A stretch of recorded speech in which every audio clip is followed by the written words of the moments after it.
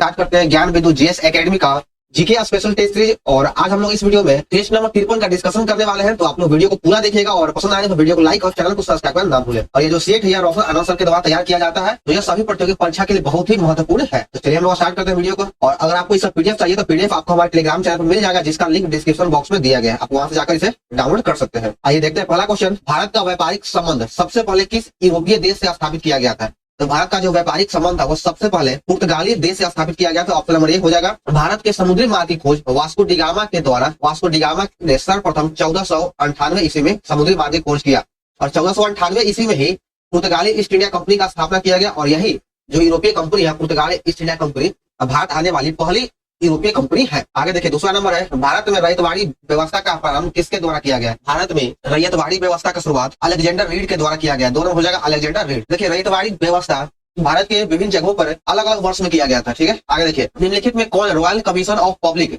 Services India 1912 का सदस्य नहीं है? तो इसका सही आंसर हो जाएगा ऑप्शन नंबर डी, बाल गंगाधर तिलक इसके मेंबर नहीं थे। 4 नंबर में कहा गया है कि महान शहीद भगत सिंह, सुखदेव और राजगुरु को जब फांसी दिया गया तो उस समय वायसराय कौन था? तो जब भगत सिंह, सुखदेव और राजगुरु को फांसी दिया गया तो उस समय भारत का वायसराय लॉर्ड इरविन था। 1931 में उसमें लॉर्ड इरविन था। और भगत सिंह, सुखदेव और राजगुरुदेव को फांसी 23 मार्च 1931 ईस्वी को दिया गया था। तो उस समय लॉर्ड इरविन वहां का वायसराय था। भगत सिंह को फांसी देने वाले जज का नाम था जीसी हिल्टन। कभी कभी ये भी पूछता है कि जज का नाम क्या था, तो जज का नाम जीसी हिल्टन था।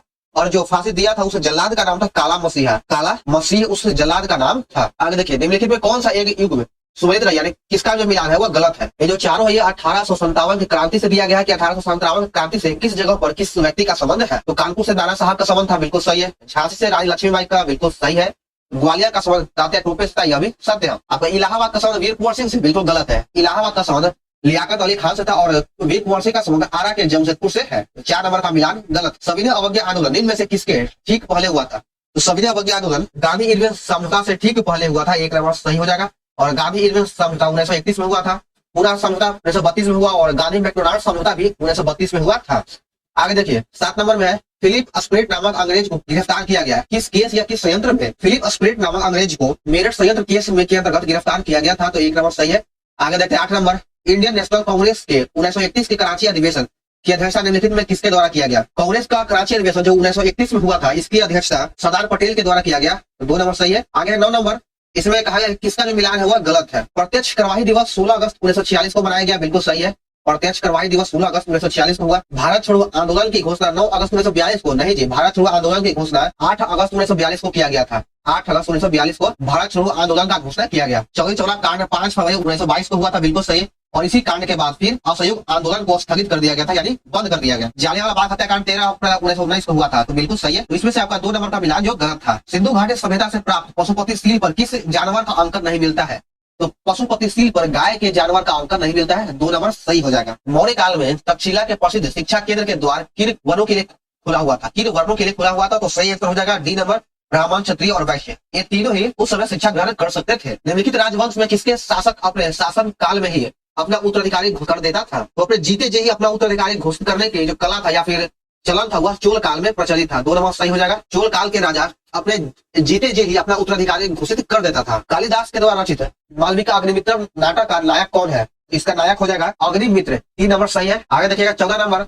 गुप्त काल में उत्तर भारतीय व्यापारी में से किस बंदरगाह से संचालित होता था? तो गुप्त काल के दौरान उत्तर भारतीय जो व्यापार था वह ताम्रलिपित बंदरगाह से संचालित होता था। और वर्तमान में यह ताम्रलिपित बंदरगाह वेस्ट बंगाल यानी पश्चिम बंगाल के गंगा नदी किनारे स्थित है। भारत अरब नहीं है, इसे दारुल इस्लाम में परिवर्तित करना व्यवहारिक रूप से संभव नहीं है।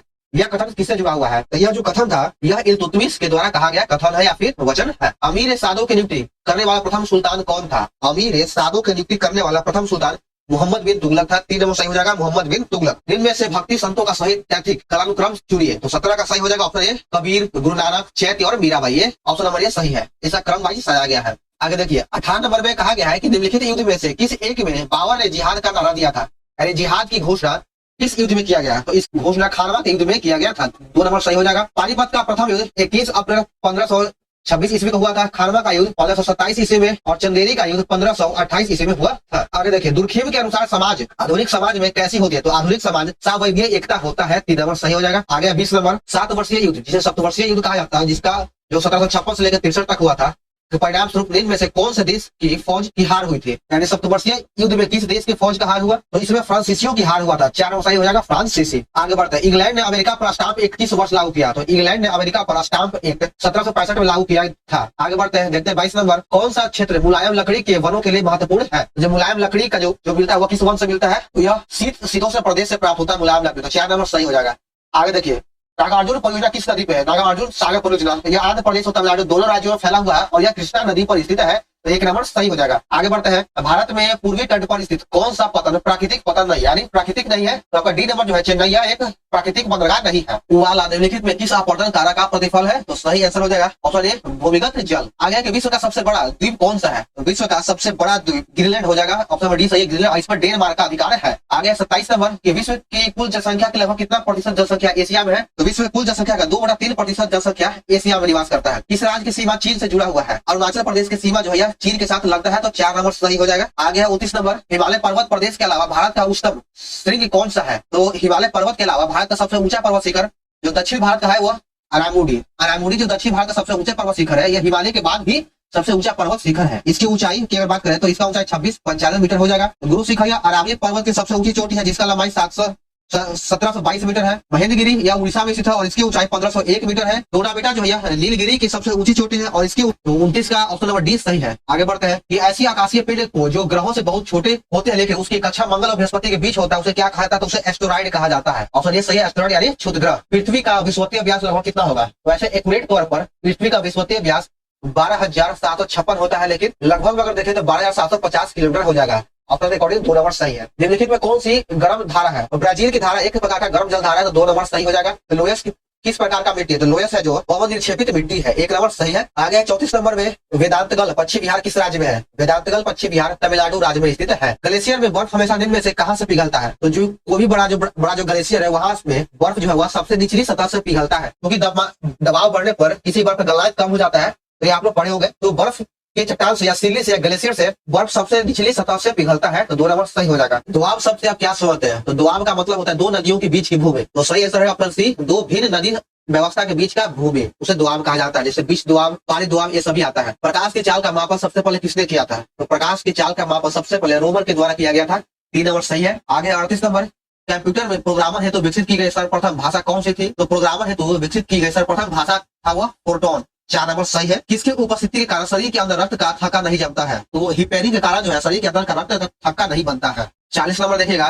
चंद्रमा पर पहुंचने वाला प्रथम मनुष्य सहित यान कौन सा है? तो यह यान का नाम है अपोलो 11। ऑप्शन 3 बिल्कुल सही है। आगे देखिए, डेटा प्रोसेसिंग का अर्थ क्या होता है? तो डेटा प्रोसेसिंग का अर्थ हो जाएगा वाणिज्यिक उद्योग के लिए जानकारी तैयार करना। 3 नंबर सही है। कार्बोहाइड्रेट्स निम्नलिखित में किसमें नहीं पाया जाता है? तो कार्बोहाइड्रेट्स पालक में नहीं पाया जाता है। 2 नंबर सही है। इसमें कार्बोहाइड्रेट्स नहीं पाया जाता है। वयस्क में श्वेत रुधिर कोशिकाओं और लाल रुधिर कोशिकाओं का औसत अनुपात 1:600 होता है। 1 नंबर सही है।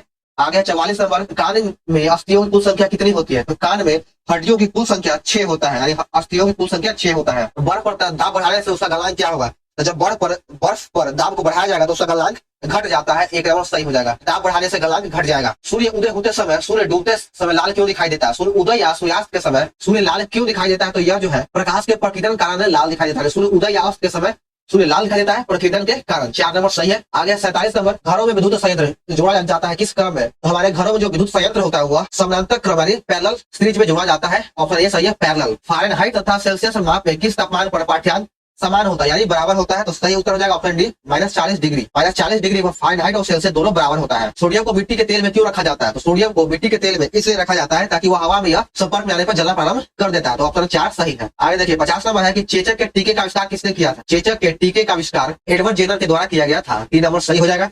आगे 51 नंबर। मनुष्य के शरीर में हृदय को एक बार धड़कने के लिए कितना समय लगता है? तो हृदय की धड़कन को एक बार धड़कने में 0.8 सेकंड का समय लगता है। तो 3 नंबर सही है। और मनुष्य का हृदय एक मिनट में 72 बार धड़कता है। आगे उपग्रह की कक्षीय अवधि समानुपाती होता है किसका? तो यह r⁻3/2 के समानुपाती होगा। आगे 53 नंबर। इसमें कहा गया कि यदि मान की आय लोच से एक से अधिक है तो वस्तु क्या होगा? तो जो वस्तु होगा वह विलासित वस्तु होगा। 2 नंबर सही हो गया। आगे 54 नंबर। शुष्क सेल में एनोड किसका बना होता है? शुष्क सेल में एनोड ग्रेफाइट का बना होता है। 4 नंबर सही हो जाएगा, ग्रेफाइट। भारत सरकार के वार्षिक कर और राजस्व किस स्रोत से सर्वाधिक प्राप्त होता है? तो जो वार्षिक राजस्व कर है वह सबसे अधिक उत्पादक शुल्क से प्राप्त होता है। उत्पादक शुल्क इसका सही आंसर है। शून्य आधारित बजट का क्या अर्थ होता है? तो शून्य आधारित बजट का अर्थ हो जाएगा बिल्कुल नए सिरे से बजट तैयार करना 4 नंबर सही है। मुद्रास्फीति का सर्वाधिक बुरा प्रभाव किस पे पड़ता है? तो मुद्रास्फीति का सबसे बुरा प्रभाव मजदूर पर पड़ता है। 3 नंबर सही है, मजदूर।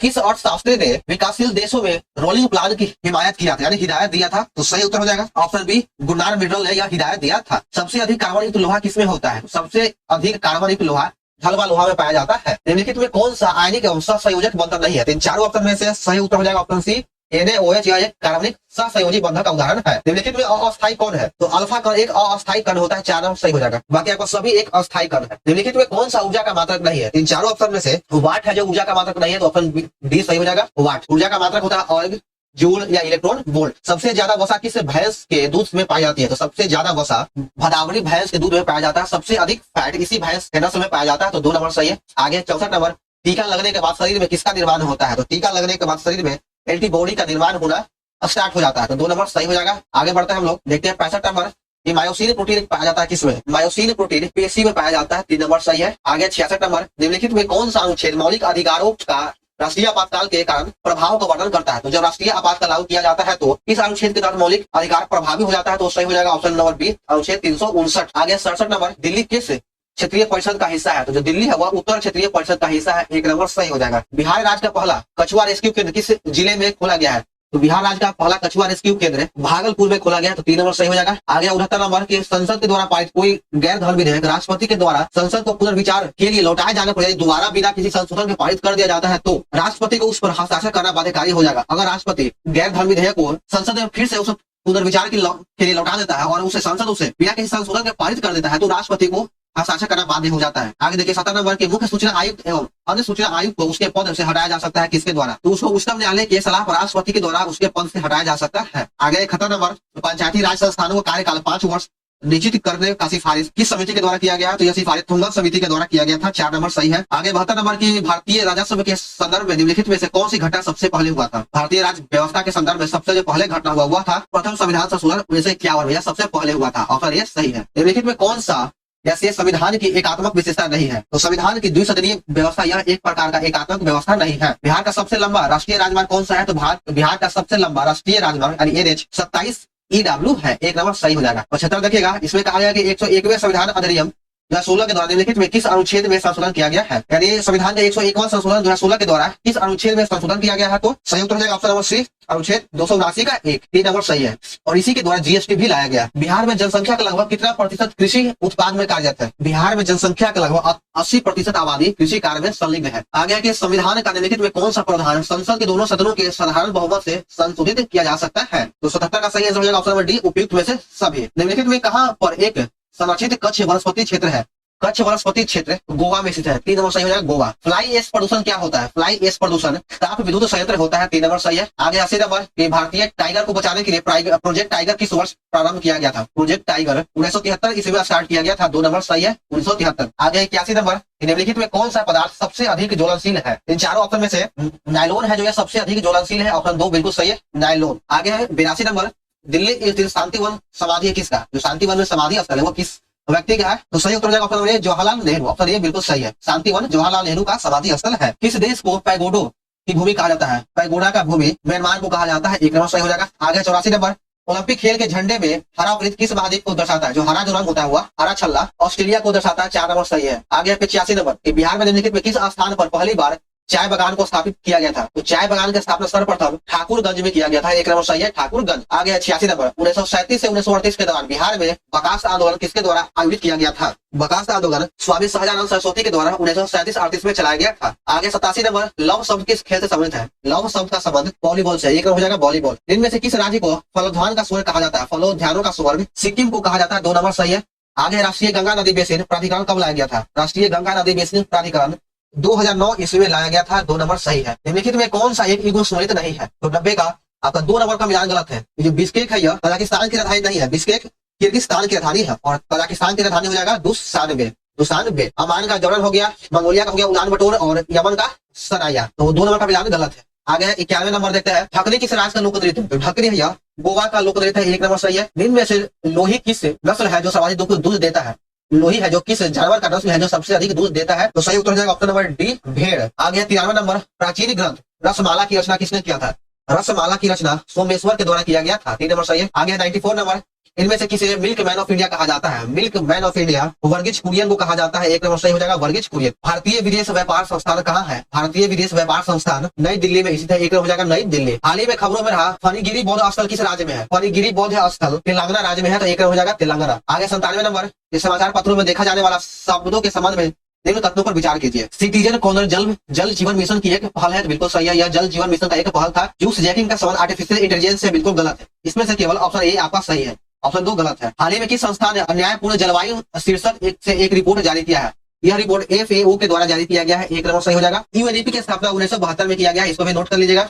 आगे 99 नंबर, निम्नलिखित ऐप तथा जारीकर्ता के संबंध में कौन सा सही सुमेलित है? इन कोर ऐप को निर्वाचन आयोग बिल्कुल गलत है। संभव ऐप इंडियन आर्मी बिल्कुल सही है। उल्लास ऐप वस्त्र मंत्रालय के द्वारा जारी किया गया, यह भी सही है। पाठ मित्रों ऐप शिक्षा मंत्रालय बिल्कुल गलत है। इसमें से 2 और 3 सही है, तो 2 नंबर सही हो जाएगा। B और C का मिलान सही था। आगे 100 नंबर और इस सेट का लास्ट प्रश्न, निम्नलिखित में किस देश ने हाल ही में हिम तेंदुआ को अपना राष्ट्रीय प्रतीक घोषित किया है? हिम तेंदुआ को अपना राष्ट्रीय प्रतीक किर्गिस्तान के द्वारा घोषित किया गया है, 3 नंबर सही हो जाएगा किर्गिस्तान। तो चलिए दोस्तों, हमारे यहाँ पर सेट नंबर 53 समाप्त होता है। तो आप लोग को वीडियो कैसा लगा कमेंट जरूर करें। पसंद आने पर वीडियो को लाइक और चैनल को सब्सक्राइब करना ना भूलें और इस वीडियो को अपने दोस्तों में शेयर जरूर करें। चलिए मिलते हैं फिर हम लोग नेक्स्ट वीडियो में।